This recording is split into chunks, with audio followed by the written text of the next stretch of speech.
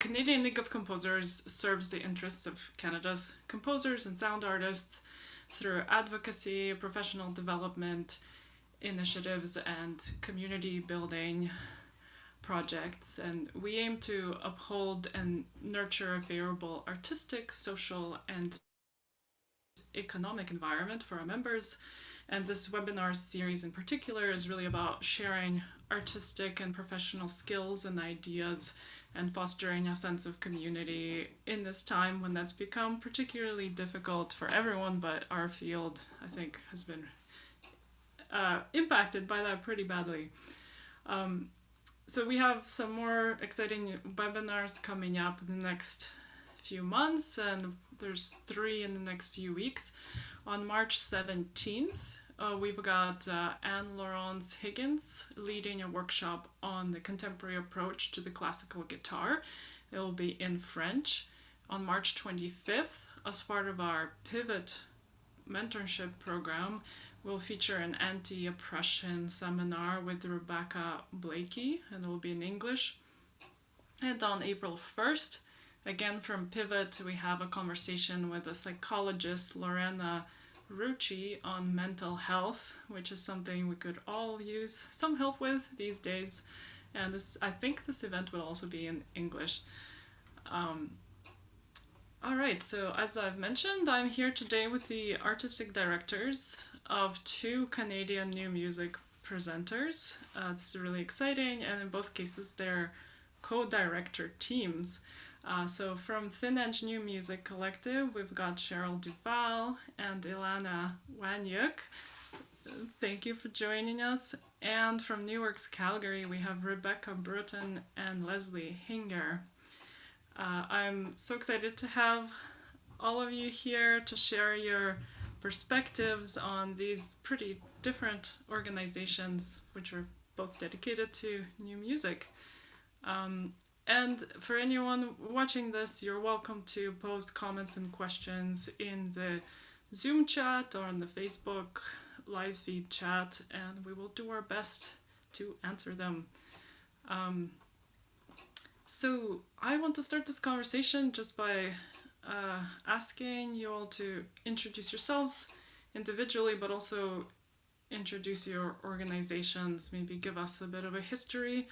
So maybe let's start with Thin Edge. Yeah, please, Cheryl and Ilana, if you want to just introduce us to what you do. Sure, yes. So I'm Cheryl, and I'm a pianist. And Ilana.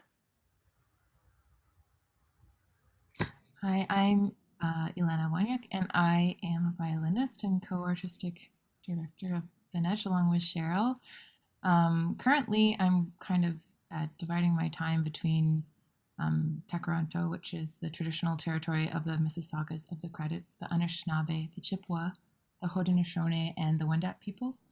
And also, which has been making things more challenging for our group, I'm dividing my time between there and La Jolla, California, which is unceded territory of the Kumeyaay Nation.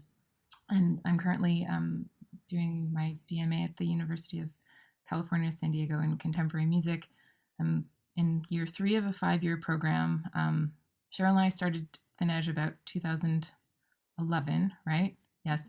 So it was kind of like that's been a big shift for us trying to figure out how to navigate those 2 things together. Yeah, maybe I'll pass it back to you, Cheryl. I just like jumped in there with a bunch of stuff. So yeah, I since Ilana has been doing a lot of her things away, I've also been kind of trying to develop more of my solo playing and things like that, and released an album of piano solos by Anna Hostman, which I feel really happy that I was able to do that with the help of many foundations and arts organizations like Ontario Arts Council, Canada Council, Factor, SOCAN. Um, so that's been my kind of project for the time that Alana has been doing amazing things in San Diego. But yeah, with Thin Edge, we are we're in our 10th year right now, and a little history. So Alana and I go way back to I would say I think we met in 2001, and we played chamber music as a duo together in our undergrad for a number of years. And then we I mean, we had a really good rapport and we played really well together. And then we went our separate ways when we graduated. Always were friends. And then when Alana moved back to Toronto, when I was living in Toronto, we decided that we were going to start playing music together again. And we only wanted to play contemporary music. So we were originally planning on having this duo, a contemporary music duo. And then a few other friends found out and they were like, from Laurier actually, Wilfred Laurier, and they were wanting to join us as well. So we all of a sudden had a mixed combo of percussion, oboe, violin, and piano with no repertoire. So Thin Edge was born because, well, there wasn't really any space for us in of the other organizations in Toronto at the time, but also there was a need for us to develop repertoire for this really strange combination of instruments. So from there, it kind of blossomed and grew just to this 10-year anniversary year. And it's been a really weird year to have a 10-year anniversary, of course, but um, I think we're going to try and make the most of it. Yeah, so as part of Thin Edge, like things eventually evolved, I guess, through like we didn't know anything when we were starting, so like learning about grants and how concerts work, and also the fact of, when you're in school and you have access to all kinds of gear and performance spaces, and then in the real world, you realize that those things cost a lot of money. And so we really learned the hard way, kind of to figure out just like, well, how to program, how to present, how to perform, how to try and balance all of those things. Um, and so over the years, we've kind of developed into having our collective has like a concert series, but we also do large scale multidisciplinary productions, and that's been something we've been getting more and more interested in. Collaboration is, I think, something that's what kind of fuels us. We love working with new people and working with each other, and so yeah, I think that's been one of the most exciting things about this journey, just like working with different kinds of people from different artistic backgrounds, different kinds of backgrounds, and just like making things together and problem solving. And I'm excited to see what happens in the next 10 years. Hopefully we make it. um, yeah. Is anything else you want to add? Just like, Just follow up with that. I guess when you first started, how many concert were you doing a year, and where are you now with that? Like, how has that expanded? Well, the first year I believe we did two concerts, but the second concert we did it in three locations. Um, so we our very first concert was actually above a garage in this loft space of an artist, and um, then the next concert like we did, 3 hours long. We just kept adding pieces to it. The poor we're like, audience. trying to change the way that concerts are attended, and people can get drinks and just walk in and out, and we're gonna have three sets. Like, it was 10 years ago. It's like a rock band garage concert. We had high hopes for ourselves. And then we did our premieres concert, which is where our very first premieres concert is when we commissioned some composers to write for this combo of instruments. And I think one of the things we learned was like, yeah, we had a percussionist, and we said to the composers, we didn't want to limit their creativity or put any limitations on anyone. So we said, you can just use any percussion that you want. And all of a Big sudden, mistake. we had two van loads of percussion, um, and like And four complex setups, and have like budget either. It was all coming out of our own pockets at that point. Like I think we maybe got one small. like SOCAN grant at some point in that time. So it was like, uh, it would, yeah, we would rent a space and it would take us almost like half of the rental time to load in the gear. And then it was like, yeah, that was really, we really learned from that experience. Our percussionist was very stressed out. Yeah. But I think after that it was like at a certain point we were doing about 5 concerts a season, like, but sometimes we do tours and stuff. But recently we've been sort of feeling that that's a little bit much, and especially since some of our projects have become a lot larger, that we really wanted this sense of like having the opportunity to really get into like what you're working on and feel like, oh, I think something we're striving more and more for is to, you know, when in theater where like there's a preview week and there's a lot more time gone into like rehearsing and getting comfortable with presenting works. It's not just the premiere, like there's a bunch of performances, and I think we're trying to find ways to like how can we make that happen within, you know, a concert season where you can't really play the same thing a million times in the same city. It's sort of like that's a difficult thing about commissioning new works and then having the focus on the premiere, but also like how can things have a life beyond that. So those are just some. So in answer to your question, Anna, I think we're trying to aim for maybe like less, but like so maybe we might have 3 shows a season, but some of them might be a bit bigger, but with more time built into like the workshopping. At least those are our dreams. I think. Mhm. I think we're getting there. We're aiming for that. Yeah. Just having a Cool. like always just building a stronger sense of ensemble playing and understanding of the music and what the composers are asking, so that we can really give our best at any time. Great. Yeah, and I feel like I've been sort of with you guys for most of that process. I think you commissioned me back in 2012, 2013. So yeah, I've been really watching you guys grow. So that's been awesome. And New Works Calgary has a bit of a different history. It's an established organization that Rebecca and Leslie that you joined fairly recently.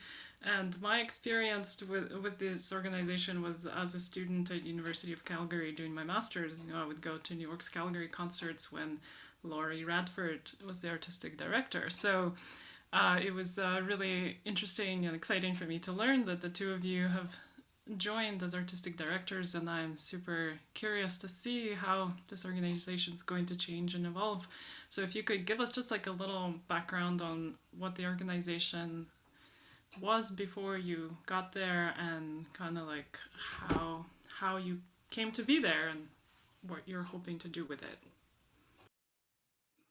Sure. I'll start out, and then Rebecca, if you want to jump in at any point, please do. Um, so yeah, my name's Leslie Hinger, as you mentioned already. I'm a composer, and I also did my undergrad at U of C, so that was my first introduction to New Works Calgary as well, was going to the concerts when I was a student. And I think New Works Calgary has been around for 37-ish years right now. I think it was founded in 1984, and it was originally founded as the New Works of Art Calgary. So it was an interdisciplinary collaboration between Quentin Doolittle and John Snow. And then over the years became more of just a new music presenting organization, which is not to say that they didn't do interdisciplinary work still, but it fell into a bit of more of just a traditional concert season. And yeah, as a young composer, I also sat on the board of New Works Calgary for a few years, and I think Rebecca did as well for a period of time. So coming in as artistic directors, I was already really familiar with the organization and already had relationships with a lot of the people who were involved in it, which was nice. In addition to kind of having strong feelings about the direction that I felt that it should go in artistically, given what I knew of the history of it. But yeah, Rebecca, maybe you could introduce yourself as well. So I'm Rebecca Bruton, and I think I know or have met pretty much every person here through various contexts. Yeah, so I I'm living in Calgary now, but in a lot of ways I'm new to Calgary. I grew up here, but I was in Toronto for 7 years. I went to York University. So I'm more, and a lot of my professional life has been very Toronto focused. And then I was also in Vancouver for 3 years doing my MFA at Simon Fraser. And then up until the pandemic started, since 2017, I was working at the Banff Center in an administrative capacity. And then Leslie and I was sort of transitioning out to more of a freelance composer and performer life. And Leslie and I took over this position. So I moved to Calgary last March, a year ago, with the mass layoffs that happened at the Banff Center at that time. And Leslie and I, maybe just like a really brief, Leslie and I had met each other at the Banff Center, and we have a number of people in common, like Jason Dole and Alicia Denberg, who had recommended to us that we meet. And Leslie and I discovered that we were both applying to the position.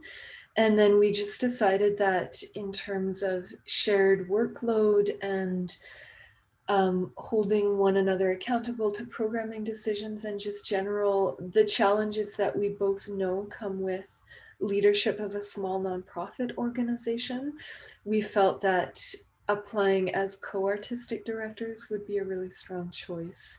So that's what we did, and we got the position.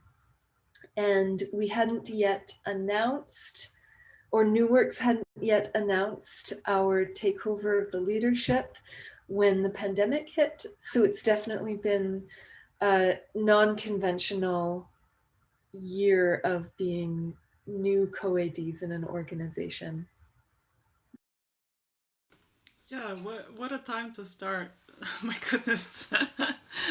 I guess I'd like to get a little bit more into this idea of, yeah, this shared role responsibility, but maybe before we get there, could Leslie and Rebecca, could you maybe address or touch on a little bit of what your vision is for changing the organization? You mentioned, Leslie, you mentioned you had pretty strong ideas of what you wanted to see happening, so could you share a little bit? Yeah, absolutely. I think that one of the things that kind of brought Rebecca and I together and wanting to work on this to be co-artistic directors was because we did have such similar ideas around what our values were and the direction that we wanted to see the organization go in. And we were so aligned on so many of those things that it felt like a great fit. And a lot of that involves um, wanting to be more community based, having a stronger relationship with the community, both with the musicians that are here, as well as expanding our audience in a way that is coming from like really cultivating new relationships that aren't already there. We also talk a lot about sort of expanding the definition of what we consider to be new music in regards to general aesthetics and genre. How can we move beyond, classical concert music, new music, contemporary music, whatever you want to call it, into a realm that is also really embracing noise music and more the sort of experimental stuff that's on the fringes, or maybe pop crossovers, or people that have more of a folk aesthetic, but there's some alignment there. Like, how can we really use our relationships with the community as well as a broader aesthetic to kind of bring more people into the fold. So that's something we're thinking about a lot, as well as a shift away from some of the elitism that comes from new music being so rooted in academia. Like a lot of the New Works Calgary performances in the past, and not the recent past, but for a long time, they were like solely based out of the university. All of the performances were there, and it was just very tied to that institution. And I think that while the organization was already making steps to move away from that before we started, that's something that we really want to embrace and run with going forward. Yeah, Rebecca, do you want to maybe build on that? Yeah, so I think I'll touch on 3 bullet points and try to keep them contained. One is that I think both Leslie and I come from pretty diverse musical backgrounds. For myself, my introduction to big C composerhood and like really being a professional in the contemporary classical music world happened like I have a jazz and free improvisation degree from York. And when I first started composing, it was really to, with the goal of learning how to arrange for my own bands. My MFA is in interdisciplinary performance. So it wasn't till after my MFA that I started getting commissions in the formalized sense. And then I had sort of a busy few years of doing that. But I've I think in a lot of ways have a much longer history in non-classical music art forms and experimentalism outside of that. So those are some, I think the musical and aesthetic values that I hold don't really come from classical music. And and then the other thing that I think Leslie and I both notice and see as maybe a bit of an issue within the cycle of premiere presentations is that we're often playing to people within our own communities. We feel that we're playing to other composers and performers. And so then we feel like that kind of reinforces this sense of gatekeeperism within contemporary classical music. And we don't think that it needs to be that way. So one of our interests was also looking at what is new classical music. One of the things that makes it special is that it's very much a live music art form. And what are ways that we can kind of lean into this liveness of it and do things that are more focused on, say, the local community, because a live concert entails people in the surrounding regions coming out to it. I know I'm really inspired by some of the projects that Jumbly's Theatre has done, because I worked for Jumbly's Theatre and Making Room Community Arts for a couple of years when I was still in Toronto, and seeing the ways that they've kind of engaged and created large scale productions where they're working with non-professional community members as well as a professional composer is a really creative way of kind of bringing these things together. And so we were talking about doing one large scale community engaged work per year. That was one thing. And then I think I had a final thought, but I can't remember now. I may think of it afterwards. But we got 2 of the 3 points. Yeah. In conclusion, we're interested in what do we value about the art forms that we work in? How can we create a more relational sense of the relationship between different music forms not being so hierarchical? How can we listen to, say, a really lowercase noise performance in the same set as a canonical composer and just see those as being different ways of listening, but sort of contained within the same setting? And then what are the structural things that we can do to make our concerts more safe and more accessible for people who maybe don't operate within the traditional modes? Yeah, it's really interesting hearing your vision. It's like so much of what you have been hoping to do with the organization is especially difficult during the pandemic time. Like it would be so much, in some ways, easier to, live stream a concert in the more traditional sense, the way that New York's Calgary might have done it before, but when you start talking about getting the community more engaged, then that gets much more difficult. So we'll talk a little bit more about how you've been coping with the pandemic a little bit later. But right now, I want to ask Cheryl and Ilana to talk a little bit about your curatorial approach. And I'm, I guess, particularly interested in this difference between the organizations where your Calgary is a presenter, whereas you are also an ensemble. So you're both playing and presenting. So how do you make these sort of artistic choices of yeah what you're gonna do?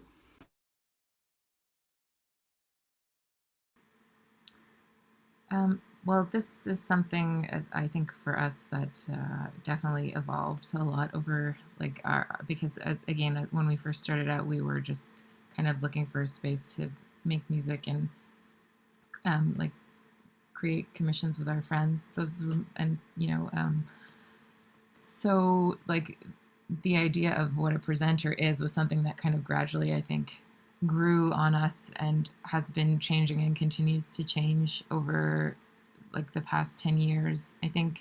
Um, I think we're moving more and more away from like our classical roots because both from feeling a lot of the things that you were both Rebecca and Leslie were speaking about, like just the hierarchicalness of it and how inclusive it is, and just also the differentiations between genres. I think for us that's happened more in the sense of like getting to do interdisciplinary kind of collaborations. That's been a way but also I think the idea of like something we've been thinking about more is just like yeah, how can you make what kind of spaces can you use to present in, and how like what are different ways of listening, and what that can mean, and how can we fit different things into that. I think in terms of our programming it's pretty eclectic. So yeah, like in terms of like sometimes we do play quite a role of presenter, and like we'll bring somebody in as an artist and present them, and that might be accompanied with us performing other things. Sometimes it's canonical. I think increasingly more and more we're working to like actually commission or like collaboratively develop new works. Do you want to? Sorry, don't want to do all the I was, talking. I was just gonna add in like that we're trying to be more like developing new ideas, new works that that are maybe different from what's happening in other organizations around the city or around the country. Like finding just a way to kind of be co-creators in some ways. Elena, do you wanna? Oh yeah, sorry. Uh, yeah, I think for both of us the most satisfying kind of artistic experiences we've had have kind of come out of these like experience these collaborations where it's like it is more uh, yeah, it's more co-collaborative, like it's really something that's built over time, and not only with the creative process but then also like because often the way it is like something's commissioned, you get a new work, you have like a week to rehearse and that's it, and we're still sometimes working within those limitations, but it's really like the as as you guys as we've all said, like the premiere is really, well, speaking from experience as a performer, the premiere is like just the first time out of a piece, and things grow so much over time, and it's just like how are ways that you can then you develop your relationship with the piece and your ensemble members changes, and then with the composer and the ideas, and I think sometimes also like things really can change, and so those are things we've been thinking about too, and just finding ways to like how can we facilitate that within what we do. But I do feel like our programming has really changed a lot over the years too. So I don't know, maybe eclectic is a good term for it. I feel like it's maintained its eclecticism, Yeah. also kind of evolved in its own way. And I do feel like something that I like about what we have done is that I I feel like sometimes maybe I'm wrong, people might not necessarily be able to predict what we're going to do next, because we are not always 100% sure until we get into researching and listening and finding out what's out there that's not being done, and that should be done, or maybe should is not the right word, but that would be amazing to hear or amazing to experience for an audience, amazing to experience for a composer or a creator to bring to life, um, and amazing to experience as musicians that are taking part in and participating in this creation process. Yeah, certainly something that I've appreciated working with you guys is like your openness to incorporating unusual elements and other art forms into your performances. So one of the pieces I wrote for Thin Edge involves a score on a door. It is probably the world's heaviest score that had to be shipped to Calgary in a coffin-sized crate on a train, and actually missed its own premiere because there was no storm outside of Calgary. I blame Calgary. But I remember when we applied to the Canada Council for this piece, we thought it was going to be so exciting, like so different, and we didn't get the grant, and the comment was, we feel that the visual element is unnecessary.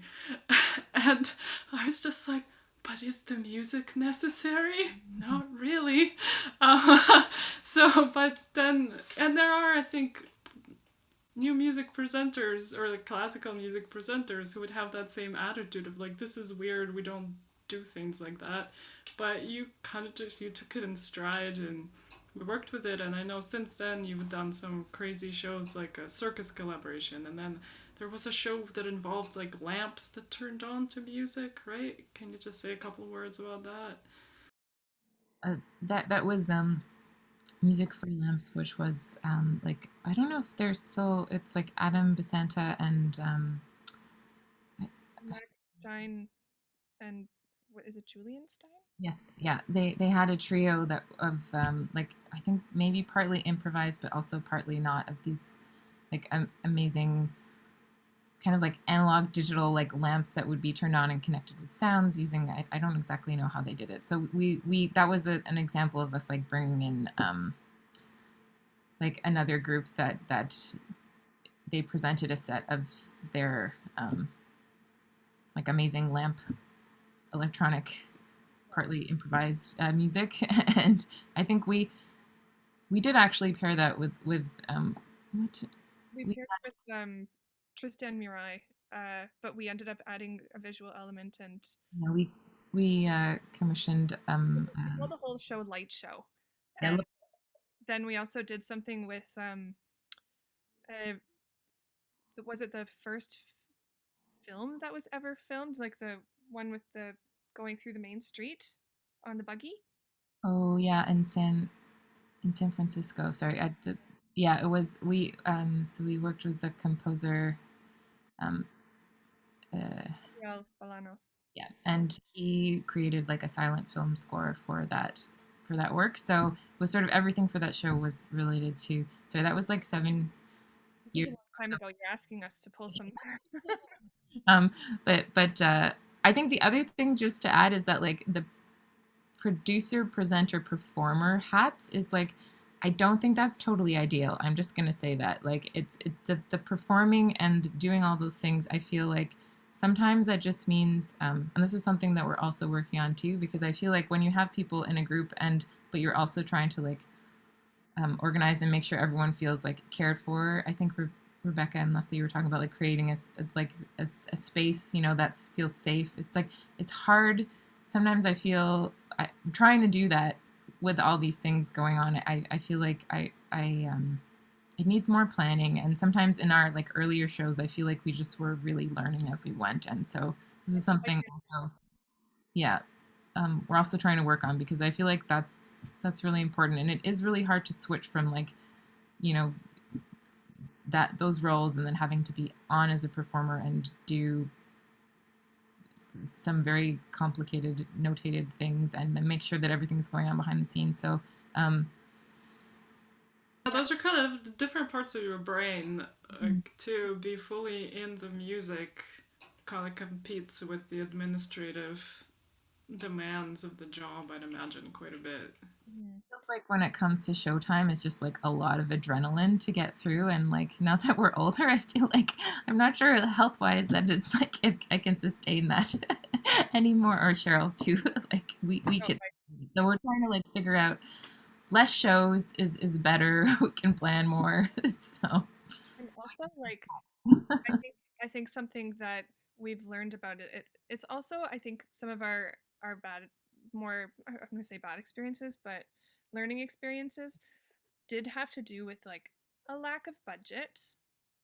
You know, not having the resources to actually realize what we envisioned, and not realizing that or maybe we just felt like it was so urgent to do it that we did it no matter what, and often at our the cost of our health or like our you know, I shouldn't say health, but like parts of our health. Um, probably even for other people in the group too. Like I don't know. I'm sure it's still also stressful when it's like, you know, when there's just a lot of like buzz going on behind the scenes and things are kind of frantic. But yeah. and I guess one thing I could say personally as a performer is that like I used to suffer from very bad performance anxiety, and the only thing that is has been good from this is that I'm so busy right up until the moment you walk on stage that you don't have time to even experience the performance anxiety anymore. It's just like I'm doing all this, I'm doing every other thing, getting the programs, getting the food, setting it up, making sure that you've remembered every single thing on your checklist, and then all of a sudden you're like, um,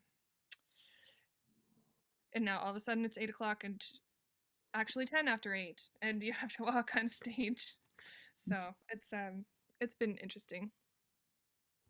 I think that's a really good way to transition into this discussion of what it means to share this role. Because I remember Lindsley and Rebecca, you talked about when you were making that decision to apply for the position together, you were considering kind of the demands of the job and maybe how it aligns with other parts of your life, and that was part of your consideration for sharing this role. But maybe can you talk a little bit more about this decision specifically to share a role that is actually often a fairly egocentric kind of role, because there's yeah, we have this aura maybe because of people like Diaghilev who are seen as kind of like gods who brought people like Stravinsky and Nijinsky to the world, and there is a lot of ego and kind of potential glory connected to this position of presenter. So to me, it feels like this movement towards this role being shared, which I'm starting to see more and more, and actually often kind of driven by women. Uh, it seems like a really different approach. So could you two speak about that, please? Sure. Rebecca, did you want to go first this time or? Sure. So this is Hamish, who's a giant baby. He's my companion species for the day. He's a little bit shy. Yeah.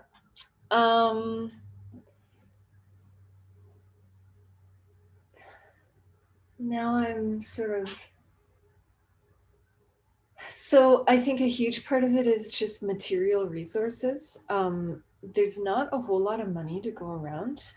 And I know from Leslie and I both have a fair bit of production experience prior to taking over at New Works, and from having run things on a DIY level, like I co-founded a festival in Vancouver called Tidal Signal.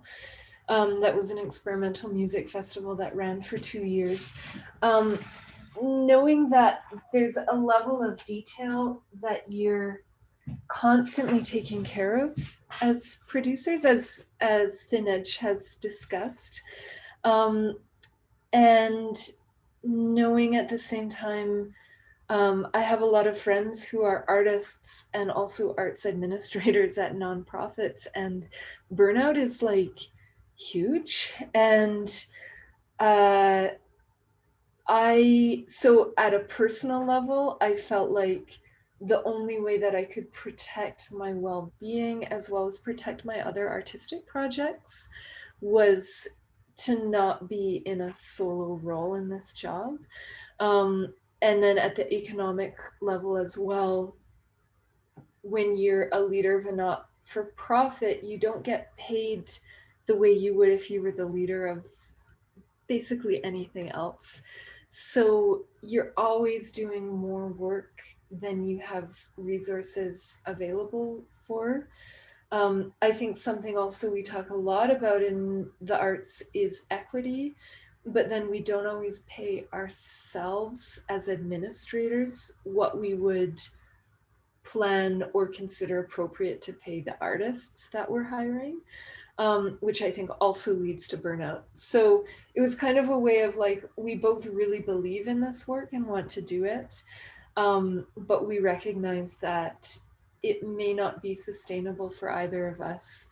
Um, and it's also not a full-time job. So Leslie and I both have other income sources that in addition to this job. So that's one side of it. Leslie, do you want to maybe share the more inspiring ideological approach? Yeah, I think that like I agree with all of that, and I remember the when Rebecca was the one who first posed the idea to me because we were both simultaneously planning on applying for this job, not knowing the other person was applying, and then Rebecca had reached out to me to ask permission to put one of my pieces in her proposal because part of the application was to create a season proposal. And I was like, oh, that's funny. I just wrote you into my proposal as well. Um, but when she suggested, like, what if we did this together, it was a huge relief to me because of this element of just being so conscious that it was going to be a lot of work and it's not going to pay very much. And I have a full-time job as an arts administrator. And so there was a relief there of being like, oh, it would be wonderful to share the workload. But there was also a comfort in knowing that I have someone to bounce ideas off of, that I feel like totally comfortable being completely honest with in terms of my opinions on what we should or shouldn't do, as well as Rebecca has she was coming into this with a completely different like musical circle and experience than I had had. Like she mentioned earlier, about her whole background in music being rooted in jazz and improv and the more experimental side of things, where I was very much a conservatory, went to U of C, went to UBC, did a doctorate in Boston, and it was all just like straight up contemporary classical music, which meant we had completely different communities that we were working with as well. And so when we sort of pool our resources and we're trying to come up with a proposal, suddenly we have like a whole world of options that we maybe wouldn't have had if we were just solo. And then there's also the collaborative element of like how we could build something more with this in the future, like and having sort of somebody to brainstorm with in terms of like what could New Works Calgary be in 5 years, what could New Works Calgary be in 10 years, and you know, do we have like a dream for what that may look like, and yeah, I guess it feels a bit like having a partner in crime, which takes some of the ego out of it, and is also just, I find it comforting on like every level, pretty much. Yeah, I can totally see that, and in terms of holding each other accountable too, for following through some of the, I guess, the loftier goals as well. Um, Ilana and Cheryl, can you speak to, yeah, how did it come about that you two wanted to share this role, and what does that mean for the two of you, like practical sense and also philosophical sense? Um, well, I feel like we naturally kind of fell into it in the beginning. Um, and also because we had decided that we were going to play duo, we didn't realize we were building an organization, really. Um, so that was kind of a surprise for us. um, but yeah, so we found that like we having shared history um, from going back to like our youth, really.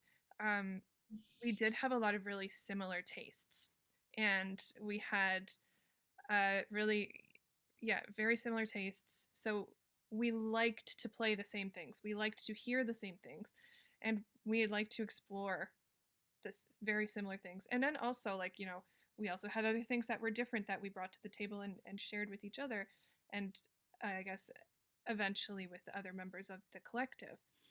Um, so I feel like we definitely sort of, it was just a very natural thing that happened, um, organic.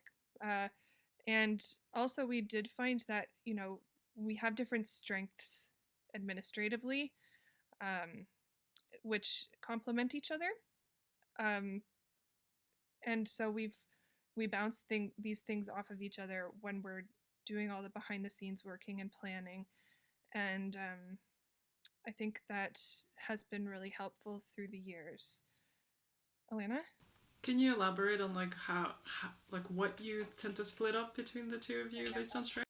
Um, well, when it comes to like writing our grants or things like that, sometimes Alana's an incredible writer. So she's like stunning writer. Sometimes I'll write something, sometimes she'll write it, but then she'll like rewrite what I've written. so so we have that, but then I do all the budgeting, and then I share it with Alana and go through it, and then she asks me questions, and so I definitely take that side of things in terms of administration.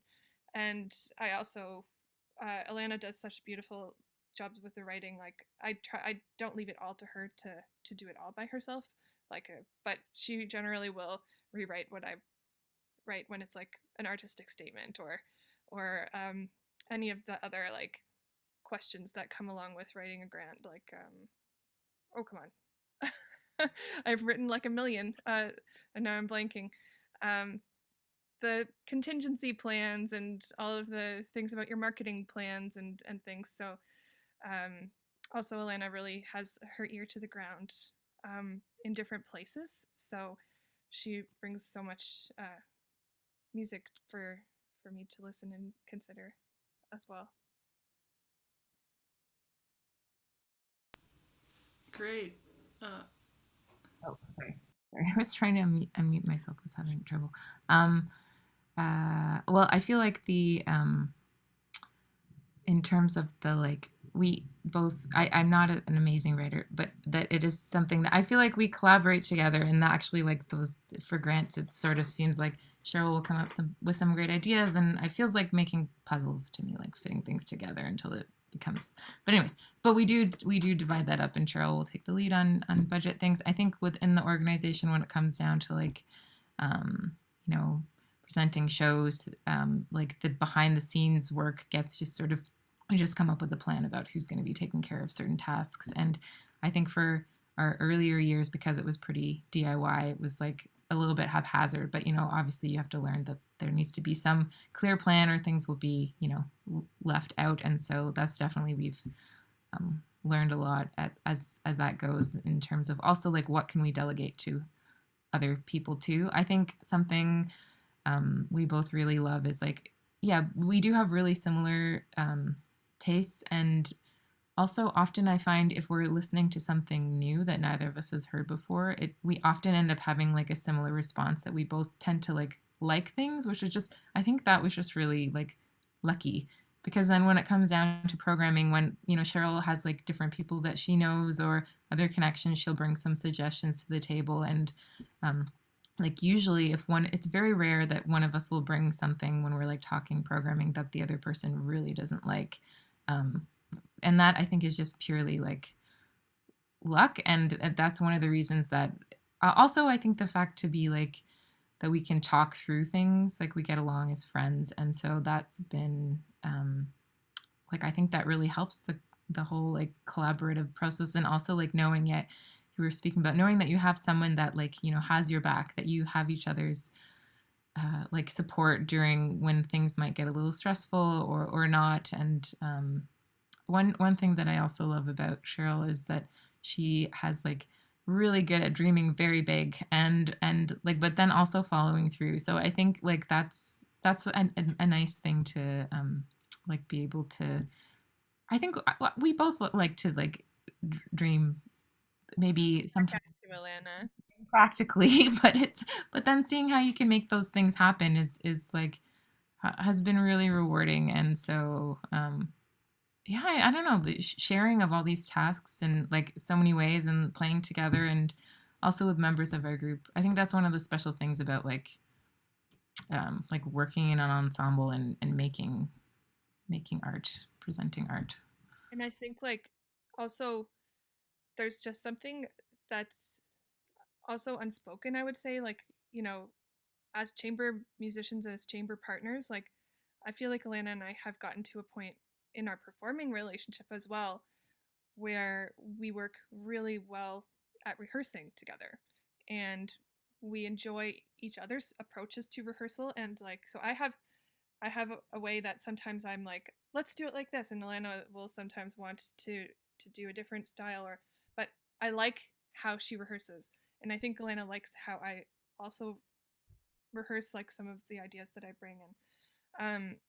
I feel sometimes now like, and I really miss playing with you, Alana, um, that I can like I can just psychically know what she's gonna do next when we're performing, and it's been amazing to have that side of things as well, outside of all the administrative stuff, outside of the concert planning, just having a person on stage while you're playing that you trust and that you can predict, even when we're being spontaneous and going in new directions, like being in the moment. It's just really special.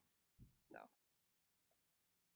Yeah, I was just thinking the other day how we're like potentially, hopefully, fingers crossed, gearing up to do our first digital show that we're presenting this season, which is going to be like the fourth time it's been um, like the recording part has been postponed.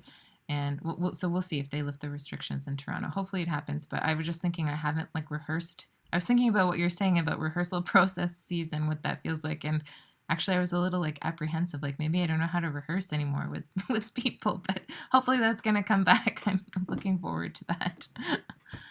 Because as you say, like that's also a part of it, like the certain commitment to like a shared goal of what you want to like artistically, but also like the practical elements of how do you rehearse a work, how do you put something together. The nice thing about also like working with a lot of people is that everyone like within the collective when we're rehearsing brings their own perspective of like some new notation that we might be working with. How could we approach this? Like what are ways that are outside of our traditional um, classical backgrounds, which we've moved further and further away from. Like how do you approach a score that's just a picture, or like a video game, or like what are ways that you navigate these things together, and like being able to communicate with each other. And um, like I don't know, even just hanging out with people that you like and just knowing you can trust them is like a great part of that. Yeah. So it really sounds to me, hearing like the four of you speak, that like sort of the ideal way to share this role is if you already have some natural personal resonance with each other, where you can have a shared vision and enough overlap of what you like that you're not in conflict with each other constantly, but then you're also each bringing in your own different experiences in order to kind of push each other and diversify the boundaries. So I guess we don't have a whole lot of time before we open it up for questions, but I think something that I really wanted to address was this idea of diversity, and something like I feel like our field's been talking about it for a while, but I think the conversations have been changing and deepening considerably in the last few years because of events like, the Me Too movement has started shifting conversations around gender considerably, and the Black Lives Matter protests, and Truth and Reconciliation in Canada. So I'm just curious how your organizations have approached this issue before, and if your approaches have been uh, changing in light of all of these events. So I don't know, maybe Leslie and Rebecca, do you want to jump in?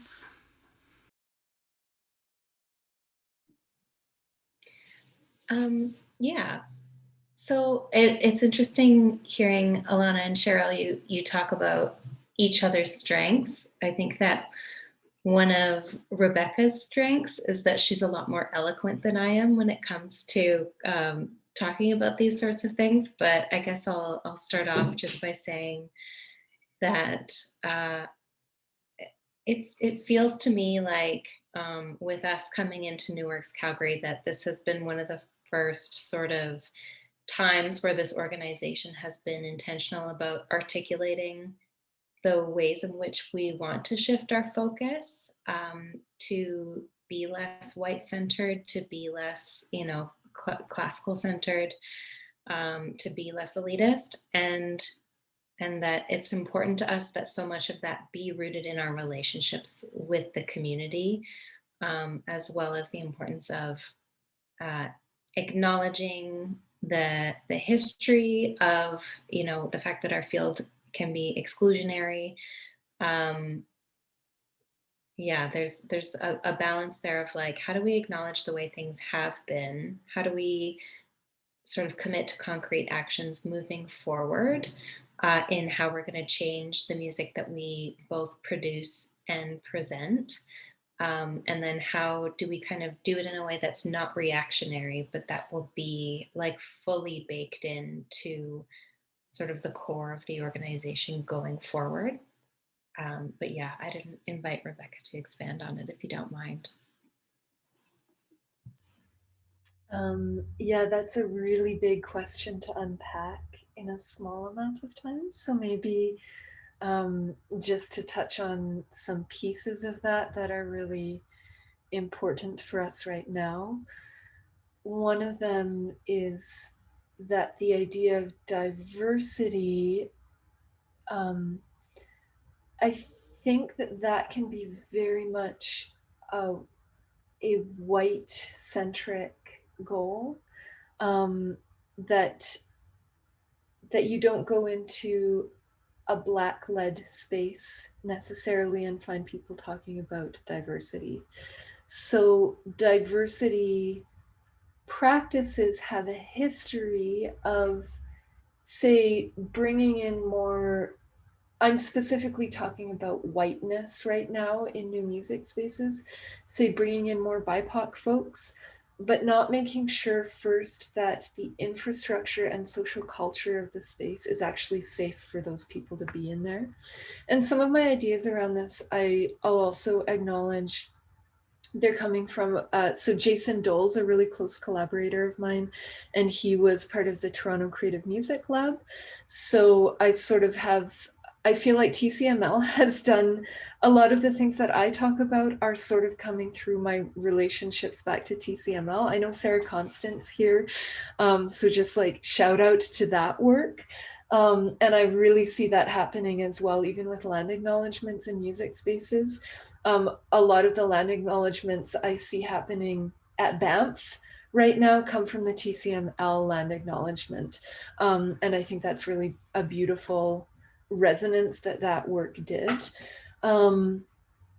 But yeah, trying to get really thoughtful about what it means to to diversify, and making sure that that's not just about making ourselves look good for grants, and that there's a deeper level of work going on. Because there's an issue of tokenization, and I think tokenization at a really like basic level is like you have one Indigenous composer on your season, but I think that tokenization can also come in the form of, say, we've seen a lot of organizations putting huge focus on Black artists this year, which is fantastic and needed. But I think if that doesn't lead to, that can tip into using Black artists to further your own goals. And I think also really learning how to differentiate between questions or conversations around bias and representation and conversations around oppression, because I think these things are like bringing in a more diverse season isn't necessarily going to change what one of the more extreme ends of this problem is, which is that young Black men get shot by police. And so not equating those things, and so being clear on terminology, being clear on like what are the histories of different movements, also what is important at a regional level. So in Alberta, we have a really specific history of relationship between Indigenous communities and the RCMP. So we felt like, on the one hand, we need to be considering anti-Blackness in white spaces, super important. On the other hand, that can lean into being a very US-centric social justice movement. And in Alberta, we have like a very specific racialized context that we need to be sensitive to, and not just like covering over this specific and ongoing history because there's this huge movement that's coming out of the States right now. So yeah, I'll stop there. I think the overarching point is lots of things to think about, and it's a big topic that I think is going to take a lot of years to start really addressing and unpacking. Yeah, we're going through the same conversations at the Canadian League of Composers right now. Of, yeah, what does it even mean for such a Eurocentric white medium to become something else? And yeah, so it is a really big conversation, big topic. But and I know Ilana and Cheryl, we've talked a little bit about this with the two of you. You've had some really interesting things to say about kind of your thinking process over the last year or so and before. If you feel okay sharing that, that would be great.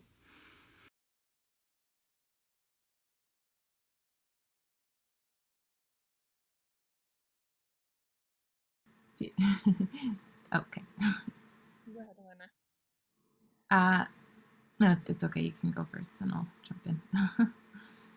Um, well, Elena and I have we take we've been taking this very seriously for a long time, um, and part of what we have been trying to do, essentially, is like not only committing to anti-racism in our organization and all levels of our organization, but also committing to constantly like uh, asking ourselves what we can do better, and also um, part of it, what we've been trying to do right now is like more lateral collaborations with people, and it's yeah, I think it's we realize that we have not done enough, and even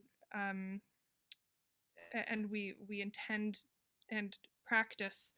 I would say most of our conversations that happen have to do with, you know, what we've programmed and should we even go through with it, and if so, like what can we do to make it a safer place? What can we do to create a better working conditions for all the artists involved in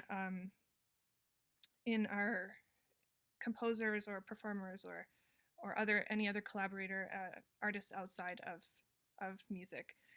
Um, so, I mean, it is definitely something we have been, between the two of us and within our ensemble, we've been having lots of discussions about how we want to move forward.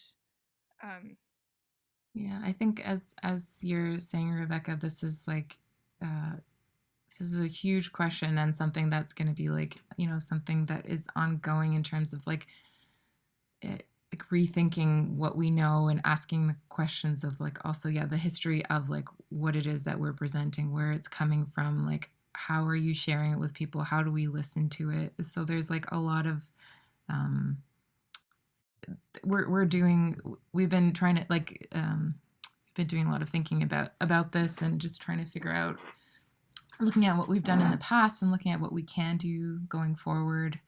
um, Especially we're kind of coming to the end of like a grant cycle on in our organization, so we sort of have, it gives us a lot of freedom to like rethink things, or at least do our best to like, yeah, rethink the context of how we present and what we present and how we share it with people. So Yeah, it's a tricky balance between, like, yeah, the granting organizations now are specifically asking, what are you doing to make your organization more diverse, and how to do that in a way that's authentic and not just box ticking is a huge topic to consider. Um, let's address some of the questions we've been having. Let's see, maybe Ariadne, you've been watching the chat. Can you point us to some questions that have been happening? Sure. So we have had lots of lovely positive reactions. Thank you all so much. Jumping off what Amanda Smith said in the chat earlier, I wonder how the term creative producing, if that is a term that resonates with you, and if you've heard that used to sort of describe what it is you do or something like it.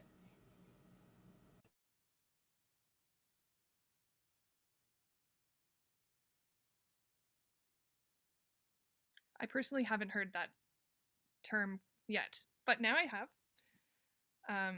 So I could see how that would sort of fit, but like it's really the first time I've heard that terminology for what we're doing in terms of curating and presenting and producing and performing, um, and collaborating. I haven't heard that quite yet, but thank you, Amanda. It's been used. I'll just turn on my mic for a second. But it's been used in like the opera producing circles, and I would imagine theater as well. But often when like a producer also has a creative input that's beyond presenting or programming. So that tends to be, I find that that's something that resonates at least with me, and it's something that I've been hearing used more. But it's something I've also heard more recently. So just as a term, because it sounded like you were trying to figure out a term, but that's one that seems to be sort of applicable to that creative element of producing. Mm-hmm. Absolutely. Great. Does anyone else want to comment on this question, or should we move on?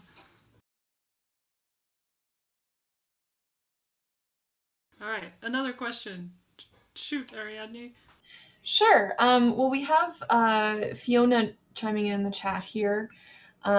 just saying that not so much a question as an observation. I'm based in Ireland, and we face so many of the same problems, enough funding to cover artists, so you end up doing all the other roles, from putting out chairs to taking tickets and taking on a variety of jobs to get the music out there. It's hard, but I feel a real resonance in seeing people working together to achieve it. So thank you for that. I think that really speaks to what we were talking about earlier with the multiple hat issue. Um, I have a question.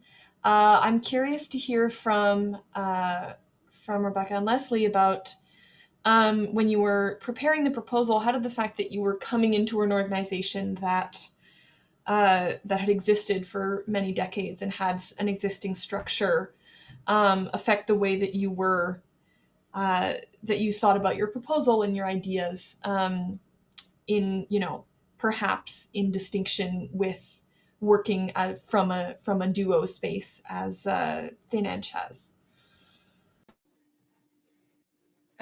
Yeah, that's a good question. I think, at least for me, one of the things that I was trying to remain conscious of was, how are we going to work with and build relationships with the people who are already in the organization? Like, unlike Thin Edge, where you were kind of starting from scratch, just the two of you, like we were coming into a company that already had a full board of directors, that had a general manager, that had somebody doing marketing, somebody doing an education program. And while it's still largely volunteer, and the people who are paid are doing it on a very, very part-time basis, I did want to remain conscious of how do we sort of honor and respect the way that they're currently working, and all of the work that they've done in the past, and all of the hard work that they're still committed to doing, in bringing in some ideas that we knew would be maybe pushing the envelope a little bit for them. But so there was a bit of sensitivity around that, but we've also been so lucky, because the board and everybody who is already involved are just so open-minded and excited and enthusiastic about shifting gears, and about sort of the work that we had proposed, that we were embraced in a really warm way. That was a relief, I guess. Rebecca, do you have anything to add? Yeah, I think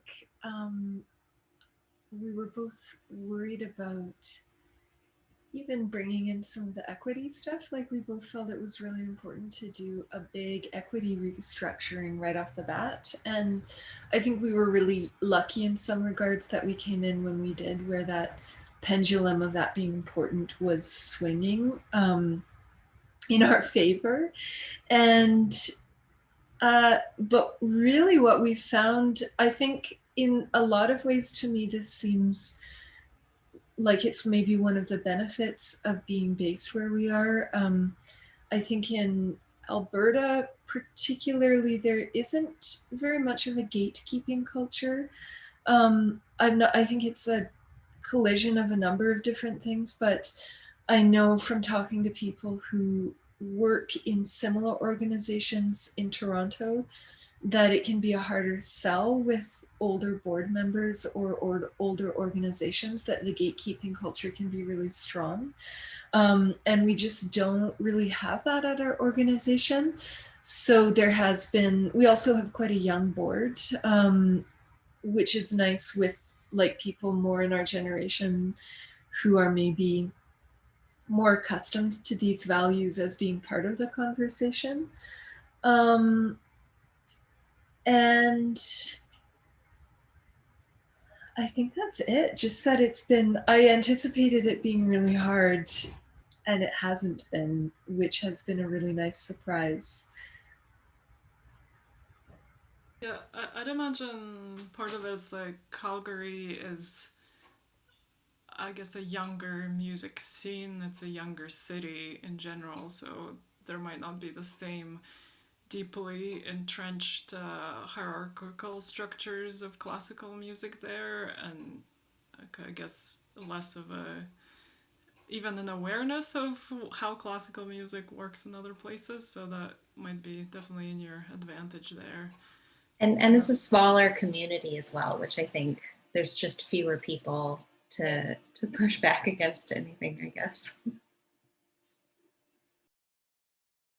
Because Cheryl and Alana, do you have any thoughts on this? Was this idea of gatekeeping ever a consideration for you even deciding to start this yourselves?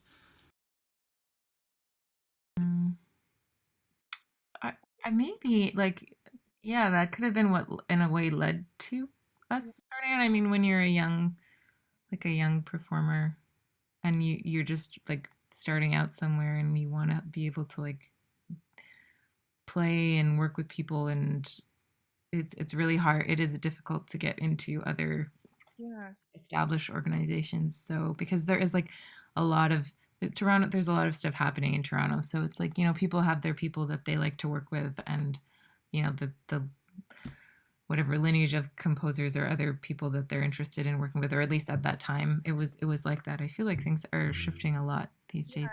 Yeah. I would say like um the first 5 years of of our kind of existence as an ensemble is very different from this second 5 years. I've noticed a big shift, especially recently. But yeah, I think back when we started, there was a fear, like it was fear driven in a way that we were like, well, we have to do this. We have no other choice. How will we perform? How will we do anything because there's no room?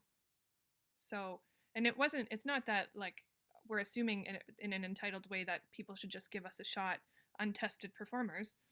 Um, but we did feel that it would be just, I think, for our best interest to just do it. And I think we didn't realize at the time like what it meant, what the job ended up would be, what we would end up becoming as in terms of producing even.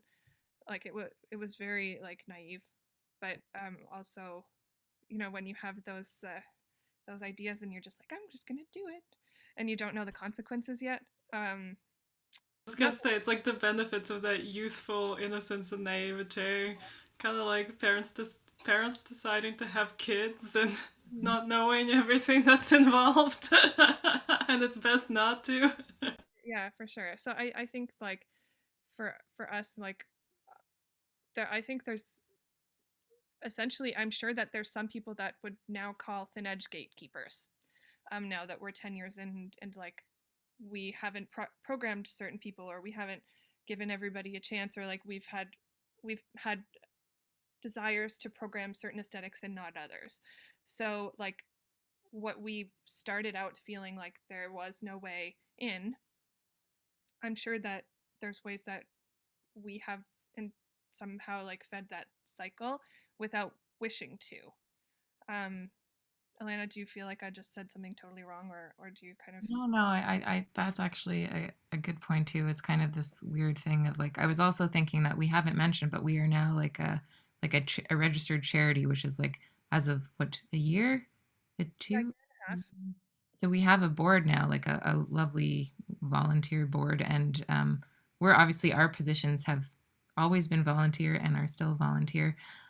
So like, but that's still, even just the fact that like that's a new thing for us, as like having people to be like accountable to, which I actually think is a really good thing, and also speaking to like programming and like, what can you do with your organization, and how can we address just different aspects to do with some of the issues we were talking about earlier, like diversity. What does it mean? Just also being accountable to other people besides the two of us, and being able to like, um, I think that's actually important. And also with this gatekeeping thing that you're mentioning, that like, yeah, we absolutely could be doing this like unintentionally, and I could fully acknowledge that too. I think just having like, well, just even being able to like have that as a point that we think about is, I think, and other people to like to share that with, it is, and like look at what you're doing from other perspectives, because yeah, when it's like in our first 5 years especially, you know, everything was just like, how can we make these things happen? But I think there's a lot of things that got kind of, you just couldn't quite, they weren't in our on our radar, and so that's shifting a lot, which I think is good. It's good growing pains. It's not painful, but good for the growth of what we're doing. Yeah. Um, we just have about 7 minutes left, so I want to finish off our discussion by asking, I guess, what is some advice you might have for people who are thinking of starting out on this producer journey? You all have years of producer experience between you, and Ilana and Cheryl, you also mentioned at some point, you said we don't recommend being both performers and producers at the same time. What are some other thoughts, like both, I guess, positive and not so positive things to watch out for? Well, I would say that if it's something that you want, you have to be fearless, and open. Um, I'm not going to say don't do it because it's hard, because like that's not the kind of answer I think that I would ever give anyone. But you have to take your idea and be very clear with it, but while also leaving space to grow. Also being ready for anything, um, and be ready to do a lot of on the ground problem solving and not let it phase you in the moment. So it's like if you can learn to become like a cool and collected person that can problem solve and just roll with the punches and figure out ways to deal with things that are unexpected, then I think that's probably a good quality to have if you want to follow through with producing um, anything. How close are you to becoming a cool and collected person? I'm definitely still struggling with that at 36. Well, after a year of not working, I'm very cool and collected. I haven't produced in a year, so now I'm like, oh, it's well, no, that's not true. I've done a little bit, but Elena and I have, and we've also done a lot of planning, but nothing active. I feel like maybe I have rose-colored glasses on right now because I'm not remembering some of the. Actually, no, there's some things you could just never forget. Some experiences, but um, yeah, I sorry, I lost my train of thought now, but yeah. It was partly a rhetorical question. Yeah.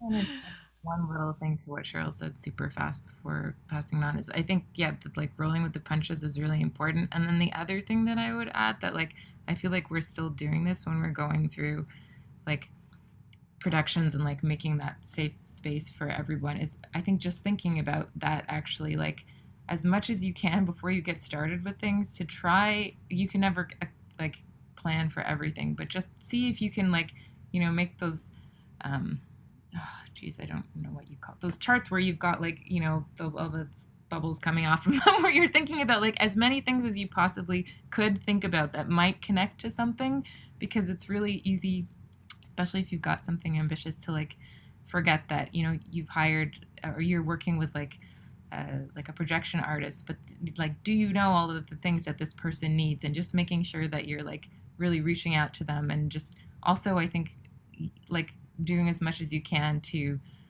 like take a big picture look at what you're actually trying to do, and then also being aware that there are always going to be some really surprising last minute punches that you're going to have to roll with no matter what, and that's just also part of it, and which can be exciting, but also, yeah, I can't say that I'm cool, calm, and collected yet, but I like this goal, Cheryl. It's a good goal.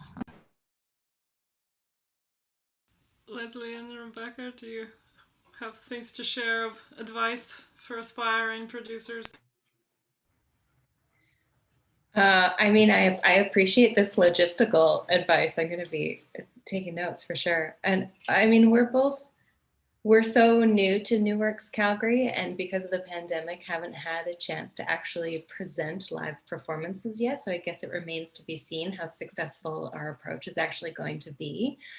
But one of the things that I hope will be successful going into this, or the approach that I hope will be useful to us, is not thinking about other organizations or other artists or presenters as being competition for our audience in any way, and thinking about all of the other amazing artists in our city as being potential partners and collaborators in everything that we do.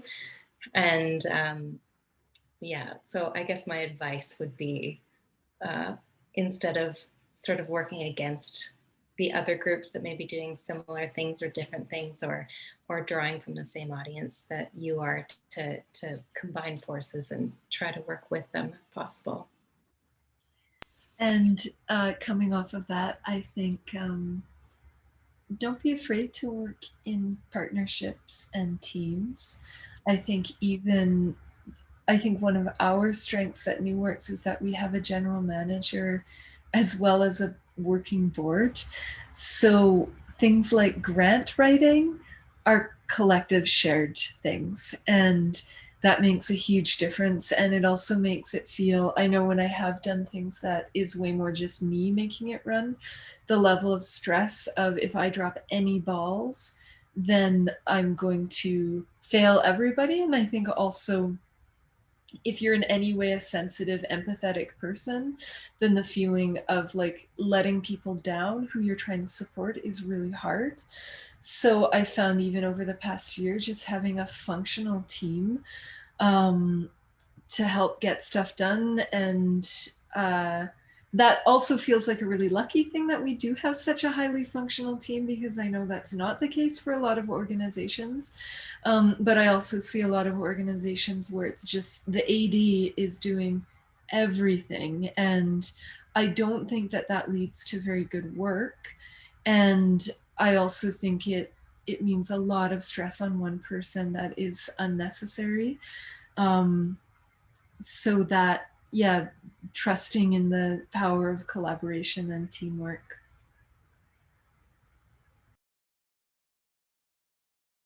Yeah, this comment about not treating other organizations in your city as competition makes me think of, I forget her name right now, but the kind of artistic director of National Sawdust in New York had something interesting to say, where she was participating in some sort of exercise at school about like creating opportunity or something, and was asked, there's a pie and you have to divide the pie. How do you like make sure everyone gets some pie?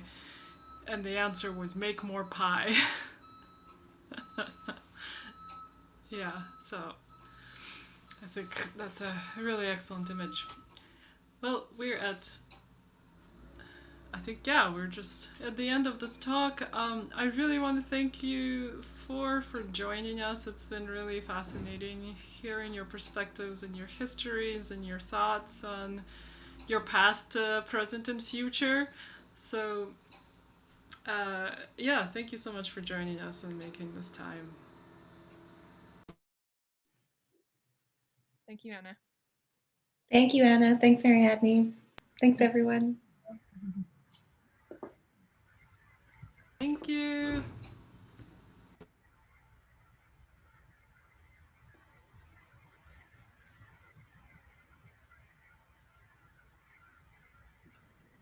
Thank you, everyone. I'm going to end meeting. I enjoyed this so much. We'll be in touch about invoicing and stuff. Hey, Mitch is a star.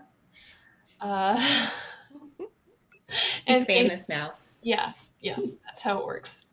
Anyway, thank you guys so much, and I hope you have a wonderful week. And I